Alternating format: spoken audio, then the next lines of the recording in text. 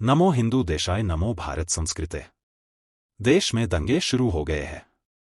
आप अपने आप से पूछिए, चिंतन करिए, मनन करिए, अपने परिवार को सामने रखते हुए कि आप इसके लिए कितना तैयार है।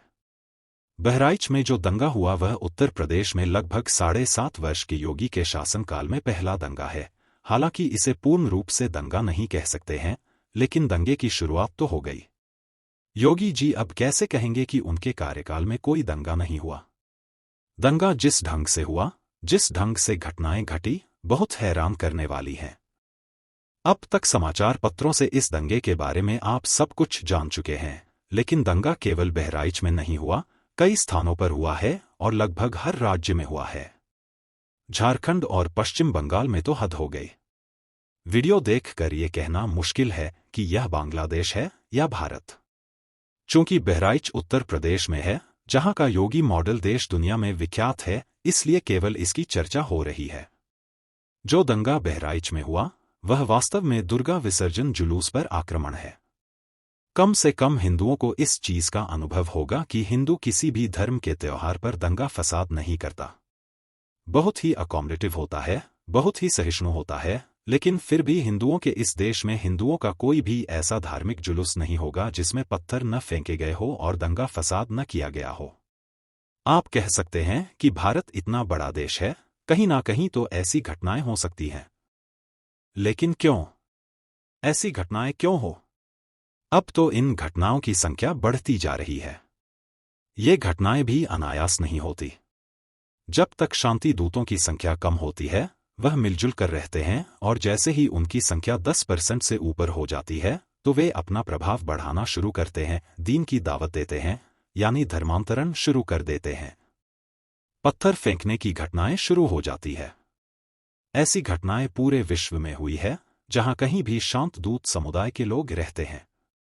जिस किसी है देश में जब चरमपंथियों की संख्या इतनी बढ़ जाती है कि वो देश में अराजकता फैलाने की स्थिति में आ जाते हैं, तो फिर ये घटनाएं प्रायः होने लगती है, और जब इन्हें अनदेखा किया जाता है या इनके राजनीतिक मददगार सामने आ जाते हैं, तो ये उस देश को करबला का मैदान बनाने की कोशिश करते हैं।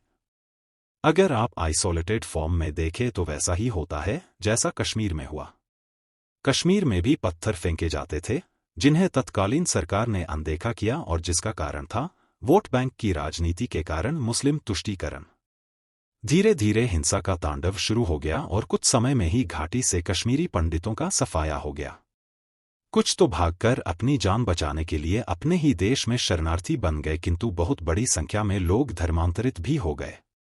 आज कश्मीर में जितने भी मुसलमान हैं, सब धर्मांतरित है, और ये पहले कश्मीरी पंडित ही थे। जिन लोगों ने धर्मांतरित होने से इनकार किया और भागे भी नहीं, वे आज इस दुनिया में नहीं हैं। यही सारांश है पूरे विश्व का, जहां कहीं भी इस्लामिक जिहाद हुआ। जितने भी इस्लामिक राष्ट्र हैं, उनका यही इतिहास है। बहराइच में क्या हुआ, ये बहुत कम शब्दों में आपको बता दें कि जब दुर्गा विसर्जन का जुलूस एक घर के सामने से गुजरा जिसके ऊपर एक हरा झंडा लगा था। कुछ लोगों का कह रहे हैं कि ये पाकिस्तानी झंडा था, जिससे एक बच्चे ने ये झंडा उतार दिया। ऐसा कोई वीडियो, ऐसा कोई साक्ष्य उपलब्ध नहीं है कि उसने वहां भगवा झंडा लगा दिया। इसके बाद में घर के मालिक, जिन्होंने ने पहले से ही कह रखा था कि उनके दरवाजे के सामने से हिंदुओं का जुलूस नहीं निकलना चाहिए क्योंकि वह मुस्लिम है। उनका नाम है अब्दुल हमीद। ये वह अब्दुल हमीद की तरह नहीं है जिनके बारे में आप जानते हैं कि जिन्होंने टैंक से पाकिस्तानी सेना का सामना किया था। अब भारत में ऐसे अब्दुल हमीद नहीं होते, बल्कि ऐसे अब्दुल हमीद होते हैं जो एलानिया तौर पर ये कहते हैं कि हिंदू मेरे घर के सामने से ना निकले क्योंकि मैं मुस्लिम हूं। हिंदुओं का जुलूस अगर मेरे घर के सामने से निकलेगा तो परिणाम भुगतने होंगे, और जब जुलूस उनके घर के सामने से निकला तो उन्होंने फायरिंग कर दी। उस फायरिंग में जुलूस में शामिल एक हिंदू की मृत्यु हो गई। तनाव व्याप्त हो गया। विभिन्न शहरों में दुर्गा विसर्जन के जुलूस निकल रहे थे। जब बहराइच का समाचार पहुंचा तो सारे जुलूस रोक दिए गए। जुलूस में शामिल लोगों ने कहा कि हम दुर्गा विसर्जन तब तक नहीं करेंगे जब तक दोषियों के विरुद्ध सख्त कार्रवाई नहीं होती। पुलिस और प्रशासन के आश्वासन के बाद ही दुर्गा विसर्जन किया गया। बहराइच का ये कस्बा मुस्लिम बाहुल्य है। जुलूस में शामिल एक व्यक्ति की हत्या के बाद भी मामला शांत नहीं हुआ और आगजनी की घटनाएं शुरू हो गई।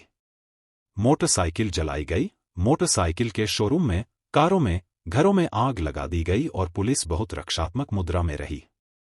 जिले के पुलिस अधीक्षक ने संबंधित चौकी और थाना इंचार्ज को निलंबित कर दिया, लेकिन इतनी बड़ी घटना हो जाने के बाद किसी को निलंबित करना या किसी को नौकरी से निकाल देना पर्याप्त नहीं है, लेकिन ये एक औपचारिकता है, ये बताने के लिए कि सख्त कार्रवाई शुरू कर दी गई है।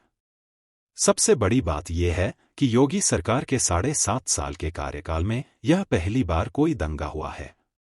इसकी कड़ियां अगर आप जोड़े, जो बिखरे हुए डॉट्स हैं, अगर जोड़े तो पूरा परिदृश्य स्पष्ट हो जाता है। आपको यह बता दे कि भारत में जिहाद की कार्रवाई बहुत दिनों से चल रही है और मैं पिछले कई सालों से अपने लेखों में लिखता हूं कि भारत में गज़वा हिंद का काम बहुत तेजी से चल रहा है। अब ये उस स्टेज में पहुंच रहा है जहां पर गृह युद्ध शुरू होने का खतरा है। लेबनान का उदाहरण हमारे सामने है, जहां ऐसी ही परिस्थितियों में 15 वर्ष तक गृह युद्ध होता रहा। लेबनान को 1943 में आज़ादी मिली थी और उस समय वहां बहुसंख्यक ईसाइयों की संख्या 60% से अधिक थी। आज यह घटकर 25% से भी कम रह गई है। अनेक आतंकवादी संगठन लेबनान में काम कर रहे हैं और जैसे हालत है, उससे ऐसा लगता है कि आगामी कुछ वर्षों में वहां ईसाई पूरी तरह से समाप्त हो जाएंगे। इस्लामिक आक्रांताओं के अनगिनत आक्रमण के बाद भी भारत इस्लामिक राष्ट्र नहीं बन पाया क्योंकि बीच में अंग्रेज आ गए। 200 साल देश पर उनका भी शासन रहा और उन्होंने भारत का बहुत शोषण जरूर किया, धन संपदा लूटी, लेकिन एक अच्छा काम भी किया कि उन्होंने भारत का प्रशासनिक एकीकरण किया। भारत को इस्लामिक राष्ट्र बनाने के लिए जो जिहाद चल रहा था, उसमें ब्रेक लग गया। जैसे ही स्वतंत्रता आंदोलन शुरू हुआ, मुसलमानों की कोशिश थी कि चूंकि अंग्रेजों ने सत्ता मुस्लिमों से छीनी थी, इसलिए जब देश स्वतंत्र हो तो सत्ता उन्हें वापस मिलनी चाहिए। अंग्रेजों ने उनको प्रश्रय दिया और पाकिस्तान बना। कथित हिंदू प्रतिनिधि गांधी और नेहरू जैसे नेताओं ने हिंदुओं के साथ धोखा किया और मुसलमानों का साथ दिया। देश का विभाजन हुआ। मुसलमानों के लिए पाकिस्तान बन गया, लेकिन पाकिस्तान के लिए आंदोलन करने वाले मुस्लिम नेताओं में से कोई भी पाकिस्तान नहीं गया क्योंकि उनके इरादे नेक नहीं थे। बहुत बड़ी संख्या ऐसे मुसलमानों की भी थी जो देश का विभाजन नहीं चाहते थे। आपको आश्चर्य होगा कि क्या ऐसे मुसलमान भी हो सकते हैं? जी हां, ऐसे मुसलमान थे, देवबंदी मुसलमान, जो विभाजन नहीं चाहते थे। देवबंद का दारुल उलूम मदरसा है।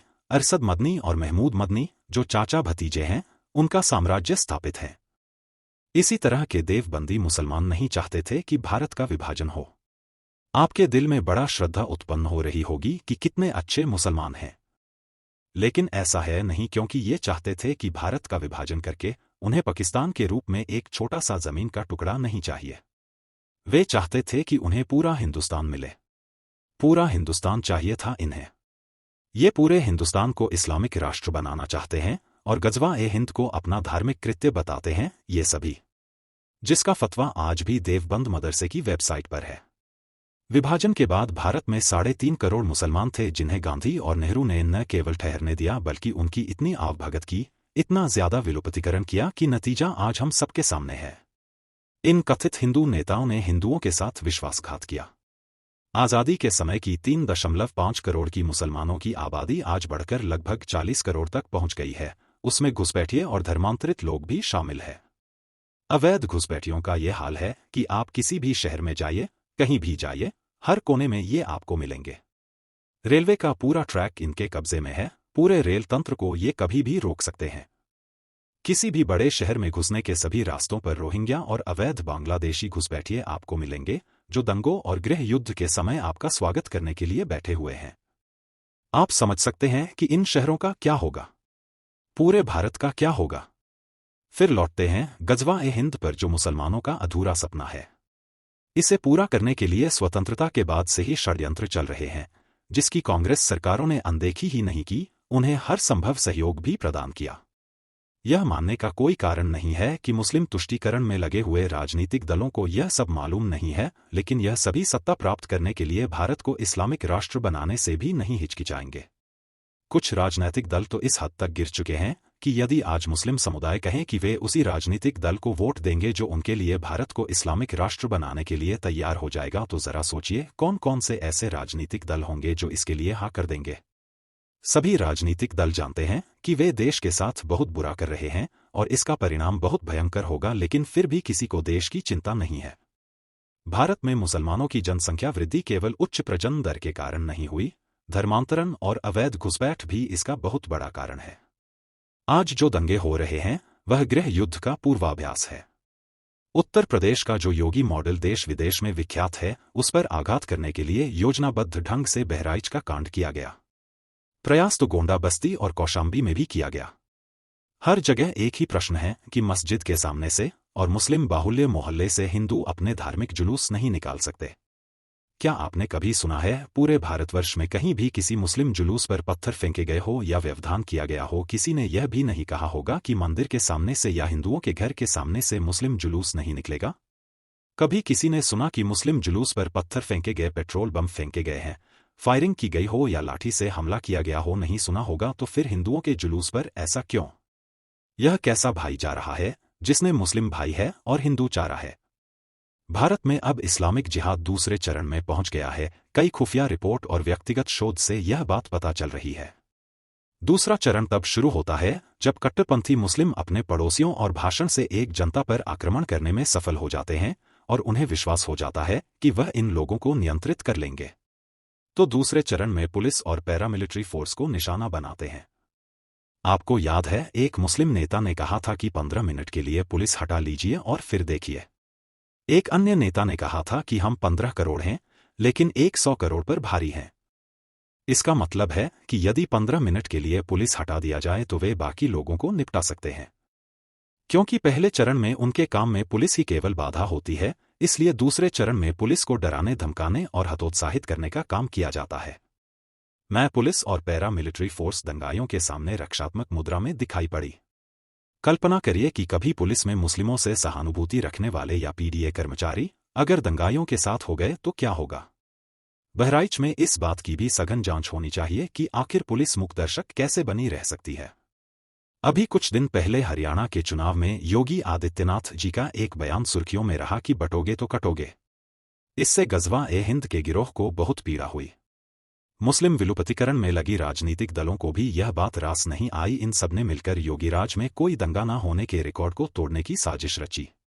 नेपाल की सीमा से लगे इलाकों में दंगों की तैयारी तो हमेशा रहती ही है।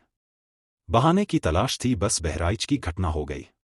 मुस्लिम विलुप्तीकरण में लगी राजनीतिक दलों को केवल मुस्लिमों की चिंता होती है, उनके लिए हिंदुओं की कोई अहमियत नहीं है, क्योंकि वे जानते हैं कि हिंदुओं के वोट तो जातिगत आधार पर उन्हें मिल ही जाएंगे। कुछ अन्य हिंदू फ्री के लालच में, कुछ केवल दारू की बोतल और थोड़े से पैसों ये लालच में वोट दे देंगे। हिंदुओं की ये स्थिति है, लेकिन मुसलमानों के लिए बड़े फैसले होते हैं, जैसे वक्फ बोर्ड में संपत्तियां दे दी जाएगी, मस्जिदों के इमामों को वेतन भत्ते दिए जाएंगे, मदरसे के शिक्षकों का वेतन बढ़ा दिया जाएगा, हज करने वालों को 1 से लेकर 5 लाख रुपए तक नकद, हफ्तों पहले से ही खाना पीना, ठहरना तथा हवाई टिकट मुफ्त आदि की व्यवस्था कर दी जाएगी। कब्रिस्तान के लिए नई जमीन आवंटित कर दी जाएगी और उस पर चारदीवारी बनाने के लिए करोड़ रुपए का सरकारी धन दे दिया जाएगा। मुस्लिमों को हर संभव तरीके से खुश रखने की कोशिश की जाती है। हरियाणा में योगी जी ने कहा था कि यदि भाजपा की सरकार बनी तो उत्तर प्रदेश की तरह हरियाणा में भी कोई दंगा नहीं होगा। कौन भूल सकता है कि हरियाणा में नून और मेवात से हिंदुओं को कैसे विस्थापित किया गया है, जो आज पूरी तरह से मुस्लिम बाहुल्य क्षेत्र बन गया है। कुछ साल पहले तक राहुल कहते थे कि वह नरेंद्र मोदी का व्यक्तित्व तोड़ देंगे, चरित्र हनन करके उनकी विश्वसनीयता खत्म कर देंगे, तो भाजपा अपने आप समाप्त हो जाएगी और कांग्रेस के सत्ता में वापस आ जाएगी। ये बात वह अपने मन से नहीं कहते थे, क्योंकि उनके अंदर तो इतना बुद्धि और विवेक नहीं। उनके सलाहकारों ने उन्हें समझाया था और इसलिए उन्होंने पहले चौकीदार चोर है और बाद में अदानी अंबानी कार आग अलापने लगे। मोदी जब गुजरात के मुख्यमंत्री थे तब से कांग्रेस उनका पीछा कर रही थी। आज ठीक उसी तरह योगी आदित्यनाथ को ट्रैक किया जा रहा है और उनकी विश्वसनीयता पर प्रश्न चिन्ह लगाने की कोशिश की जा रही है, क्योंकि लोगों में धारणा बनती जा रही है कि मोदी के बाद योगी। ऐसे में कांग्रेस सहित पूरे विपक्ष का भविष्य खतरे में पड़ जाएगा। कांग्रेस और विपक्ष के देश विदेश के सहयोगियों ने हरियाणा में बहुत धन खर्च किया, इसलिए भाजपा की जीत ने अंतर्राष्ट्रीय समुदाय में उनकी विश्वसनीयता पर प्रश्न चिन्ह लगा दिया। हैरान परेशान षड्यंत्रकारियों ने योगी जी की चुनौती स्वीकार करते हुए कहा कि दंगा तो होगा और दंगा करवाया गया। मीडिया में विपक्ष के सभी नेता योगी सरकार के साथ साथ हिंदुओं को भी कटघरे में खड़ा करते रहे। बहराइच एक आसान लक्ष्य था क्योंकि उत्तर प्रदेश और बिहार में नेपाल की सीमा से लगे हुए जिलों में मस्जिदें, मदरसे और मज़ारे कुकुरमुत्तों की तरह उग आई हैं। इन जिलों की स्थिति बेहद चिंताजनक है क्योंकि यहां आतंकवादियों के ठहरने और छिपने के ठिकाने भी है, जहां से वह वारदात को अंजाम देकर आसानी से नेपाल जा सकते हैं। कई सालों से यहां लैंड जिहाद हो रहा है। बहराइच एक शुरुआत है, दंगों का पूर्वाभ्यास है। हो सकता है कि बाद में इस तरह की घटनाएं अन्य शहरों में भी अंजाम दी जाए। योगीराज में उत्तर प्रदेश में जो अब तक नहीं हुआ था, अब क्यों हो गया? उसके पीछे की एक कहानी है कि योगी जी का बुलडोजर मॉडल पूरे हिंदुस्तान में और पाकिस्तान के साथ और रेस्ट ऑफ दी वर्ल्ड में भी बहुत प्रसिद्ध है। कुछ समय पहले सर्वोच्च न्यायालय में इस पर सुनवाई हुई। गजवा-ए-हिंद के खुले पैरोकार मौलाना मदनी ने याचिका दायर की थी और कहा था कि मुसलमानों को परेशान किया जा रहा है, सर्वोच्च न्यायालय उनकी रक्षा करे। सर्वोच्च न्यायालय उनकी हमेशा रक्षा करता भी है, इसलिए सर्वोच्च न्यायालय ने कुछ विशेष मामलों को छोड़कर निजी संपत्ति पर, वह चाहे भले ही गैरकानूनी तरीके से, अवैध संपत्ति से बनाई गई हो, बुलडोजर कार्रवाई को पूरी तरह से प्रतिबंधित कर दिया है। इसके बाद से उत्तर प्रदेश में जो एक डर था, वह खत्म हो गया। घर के बड़े बुजुर्ग भी अपने बच्चों को समझाते थे कि गड़बड़ मत करना, घर गिरा दिया जाएगा, लेकिन जब से ये फैसला आ गया और मस्जिदों के माध्यम से सबको सूचित भी कर दिया गया है कि अब किसी का घर नहीं टूटेगा, तो फिर वो उपद्रवी तत्व मैदान में आ गए हैं। तो बहराइच एक प्रयोग है। अब आप अपनी समीक्षा करिए कि आपकी तैयारी क्या है। कैसे आप अपने आप को और अपने परिवार को दंगाइयों से सुरक्षित रख पाएंगे? अपने दशहरा भाषण में संघ प्रमुख मोहन भागवत ने सबसे बड़ी बात क्या कही? उन्होंने कहा कि हिंदुओं के जुलूसों पर पत्थरबाजी होती है। गणेश विसर्जन की प्रतिमाओं पर पत्थरबाजी हुई थी और ये जानबूझकर ही हो रही है। इसमें प्रशासनिक अधिकारी और पुलिस वाले सहायता तो करते हैं, लेकिन तनाव की स्थिति हो जाती है और हिंदुओं के घरों को आग लगा दी जाती है। उन्हें भयभीत किया जाता है। ऐसे में अगर कभी ऐसा कुछ उपद्रव हो जाता है, गड़बड़ हो जाती है, तो आपकी तैयारी क्या है? मोहन भागवत ने साफ साफ कहा, समझे इसका मतलब? उन्होंने कहा कि जब तक पुलिस और प्रशासनिक अधिकारी आएंगे, तब तक आप दंगाइयों को रोक सके, इतनी व्यवस्था तो आपके पास होनी चाहिए। अब वह ये तो नहीं कह सकते थे कि भैया अपनी रक्षा स्वयं करिए, क्योंकि जो सेकंड स्टेप का जिहाद है, उसमें पुलिस वाले खुद अपनी जान बचाकर भागने लगेंगे तो आपको कौन बचाएगा? ओवैसी का भाषण शायद आपको याद होगा कि योगी मठ में चले जाएंगे, मोदी हिमालय चले जाएंगे, तब आपको कौन बचाएगा? जब पुलिस वाले भी नहीं होंगे आपको बचाने के लिए, तो आपको कौन बचाएगा? वैसे तो पुलिस वाले इतनी जल्दी सुनेंगे, आपको बचाएंगे, इसकी संभावना वैसे भी कम रहती है, लेकिन जब पुलिस वाले खुद ही अपनी रक्षा नहीं कर पाएंगे, भागने लगेंगे, तो फिर आपको कौन बचाएगा? सोचिए। मोहन भागवत ने इसीलिए कहा कि आपकी कम से कम इतनी तैयारी तो होनी चाहिए कि आप अपनी रक्षा कर सकें, जब तक पुलिस और प्रशासनिक अधिकारी नहीं आते। इसलिए आप इस पर चिंतन करिए। अपने परिवार में चर्चा करिए। लोगों को सतर्क करिए। कोई पैनिक होने की आवश्यकता नहीं। जो हो रहा है वो तो हो रहा है, लेकिन अभी भी अगर आप नहीं चेते, तो फिर क्या होगा इसकी आप कल्पना भी नहीं कर सकते। बहराइच का प्रयोग दोहराया जाएगा, इसकी संभावना है। ये पहला दंगा है, आखिरी नहीं। खुफिया रिपोर्टें भी कुछ न कुछ ऐसी होंगी, तभी तो मोहन भागवत ने यह कहा और मोदी जी ने महाराष्ट्र में लगभग 90 तुले शब्दों में यही कहा। घटनाक्रम तेजी से बदल रहा है। इसमें आप अपने आप को, अपने परिवार को कैसे सुरक्षित रखेंगे? ये बहुत बड़ी रिस्क है और आपकी सुरक्षा इस पर निर्भर करती है कि आप रिस्क मिटिगेशन एक्सरसाइज कैसे करते हैं। आपको आत्मचिंतन करना चाहिए। सोचिए, अपने फ्रेंड सर्किल में, अपने पड़ोसियों के साथ बैठकर इस मुद्दे पर चर्चा करिए। एक रणनीति बनाइए कि संकट की घड़ी में आपकी प्रतिक्रिया कैसी और क्या होनी चाहिए। कृपया इस वीडियो को लाइक करें और शेयर करें। अगर इस चैनल को सब्सक्राइब नहीं किया है तो अवश्य करें और बेल आइकॉन भी दबा दें ताकि आपको नए वीडियो की सूचनाएं मिलती रहें। नमस्कार।